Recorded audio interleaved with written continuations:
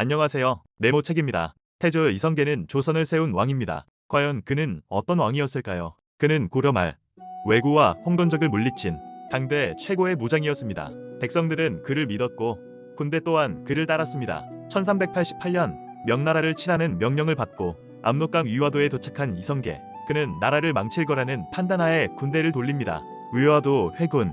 이는 역사를 가로지르는 거대한 물줄기를 바꿔놓았습니다. 1390년 이성계는 고려를 끝내고 조선을 건국합니다. 불교 대신 유교를 채택했으며 새로운 관료 체제를 만들었습니다. 수도 또한 개성이 아닌 한양으로 옮기며 조선 왕조 500년의 시작을 알렸습니다. 조선을 세운 태조 이성계. 하지만 그의 선택은 여기서 끝이 아니었습니다. 조선을 세운 왕 태조 이성계는 왜 자신의 나라를 혼란에 빠뜨렸을까요? 이성계는 피해 숙청을 통한 정적 제거보다는 명분을 택한 왕으로 기록됩니다. 민생과 안정을 중시한 왕이었다고 하는데요. 국제 정세를 읽고 명나라와의 외교도 선택했습니다.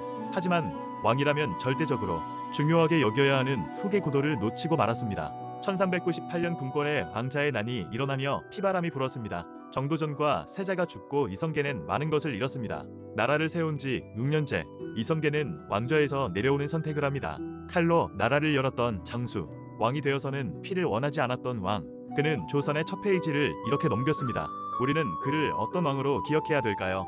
안녕하세요, 네모책입니다. 조선에서 가장 짧게 왕위에 올랐고 가장 조용하게 내려온 왕이 있었습니다. 그의 이름은 이방과 정종.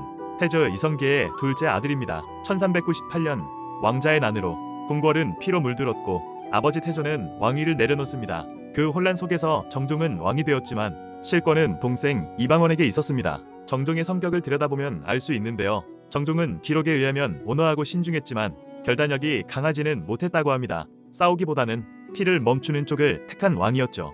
그가 왕위에 올라있는 기간은 짧았지만 한양을 떠나 개성으로 수도를 옮기며 혼란을 잠시 누그러뜨리며 안정을 도모한 왕으로 기록되었습니다. 하지만 왕권을 세우지 못했고 국정은 결국 동생의 손에 있었습니다. 사실상 제도와 계력에는 손을 대지 못한 왕이었죠. 정종은 나라를 다스린 왕이 아니라 피바람을 멈추기 위해 또 내전을 막기 위해 피를 멈추는 쪽을 택한 왕이었죠. 정종은 어떤 왕으로 기억되어야 할까요? 안녕하세요, 네모책입니다. 조선에서 왕이 되기 전부터 왕보다 더 강력했던 사람이 있었습니다. 그의 이름은 태종 이방원. 태조 이성계의 다섯째 아들이었습니다. 1398년 제1차 왕자의 난, 정도전 세력을 무너뜨렸고 궁궐은 피로 물들었죠. 그날 이후 권력은 빠르게 이방원에게 기울기 시작했습니다. 1400년 제2차 왕자의 난이 발발하고 빠르게 형제들의 싸움이 정리됩니다. 그리고 그의 11월 정종에게 영이 받아 이방원은 왕이 되었습니다. 1405년 수도를 개경에서 다시 한양으로 옮겼으며 1413년 호패법으로 전국의 인구와 신분을 통제하기 시작했습니다. 태종이 가장 경계했던 것은 왕을 흔들 수 있는 힘이었습니다. 바로 군대를 의미하죠.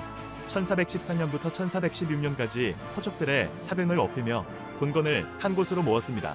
공진과 외척들의 세력을 모두 정리하여 왕권을 보다 강력하게 하는 토대를 만들었습니다.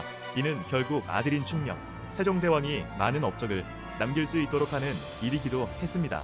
또한 태종은 아직 자리를 잡지 못하고 있던 육조를 적극 활용하여 왕에게 나랏일을 직접 보고하게 하며 정치까지 왕에게 직결시켰습니다. 1418년 드디어 세자인 충령에게 왕위를 양위했습니다. 하지만 태종은 상왕으로서 정치적 영향력을 유지하고자 했습니다. 그 대표적인 예가 바로 병권이었죠. 사병협파를 통해 모든 무력이 국가에 귀속된 상태였지만 태종은 알고 있었습니다. 왕권이 가장 취약한 시기가 세왕이 즉위한 직후라는 것을요. 때문에 이 시기를 넘기는 그 순간까지 태종은 군권을 절대 놓지 않았습니다. 태종의 이런 행동은 아들 세종을 위한 아버지의 마음 아니었을까요?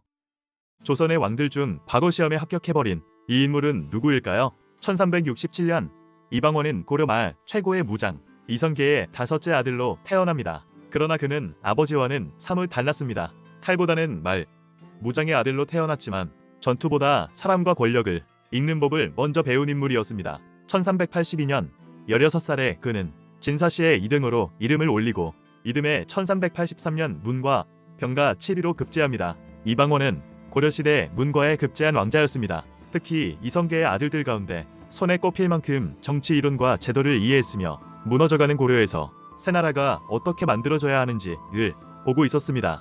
조선은 태어날 때부터 피로 물들었습니다. 그 첫 번째 칼은 바로 이방원, 1398년 조선 건국 6년차 나라를 설계한 정도전.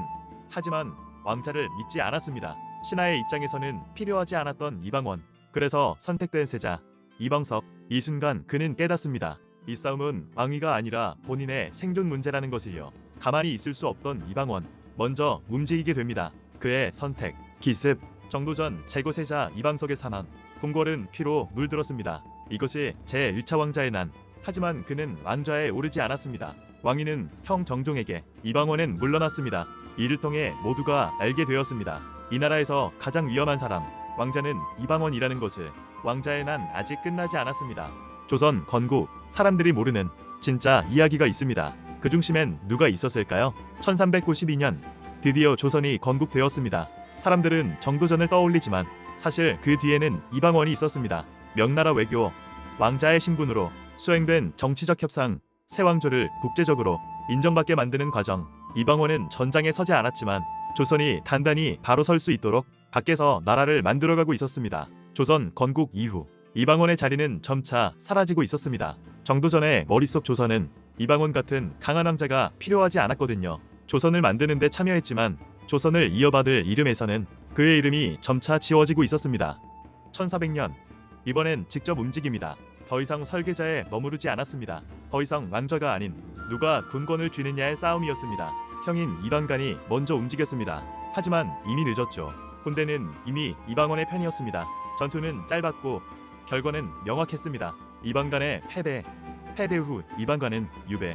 이것이 제2차 왕자의 난. 칼을 든 자는 이방원이었고 왕은 더 이상 왕좌에 있을 수 없었습니다. 그리고 이는 곧 조선의 세 번째 왕의 등장을 의미하는 순간이었습니다. 정종은 왕위를 내려놓았습니다. 스스로 내려놓았을까요? 아니면 이방원의 압박이 있었을까요?